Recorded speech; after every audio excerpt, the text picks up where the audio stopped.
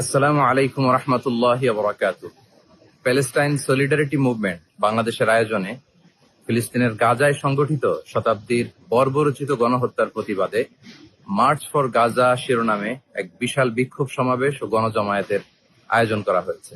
আগামী 12 এপ্রিল রোজ শনিবার শাহবাগ থেকে শুরু হয়ে মানিক মিয়া এভিনিউতে যেয়ে এই মার্চটি শেষ হবে।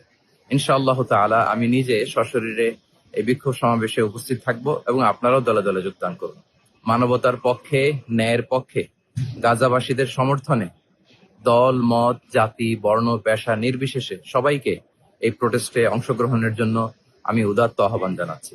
আসসালামু আলাইকুম ওয়া রাহমাতুল্লাহি ওয়া বারাকাতুহু। আসসালামু আলাইকুম। আগামী 12 এপ্রিল শনিবার বিকেল 3টায় শাহবাগ থেকে মানিক মিয়া অ্যাভিনিউ অভিমুখে মার্চ ফর গাজা শিরোনামে একটি কর্মসূচি আয়োজিত হতে যাচ্ছে।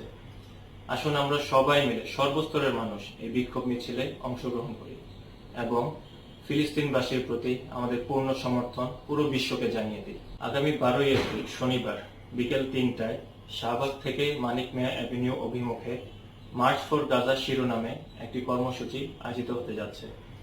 আসুন আমরা সবাই মিলে সর্বস্তরের মানুষ এই বিক্ষোভ মিছিলে অংশগ্রহণ করি এবং ফিলিস্তিনবাসীর প্রতি আমাদের পূর্ণ সমর্থন পুরো বিশ্বকে জানিয়ে দিই।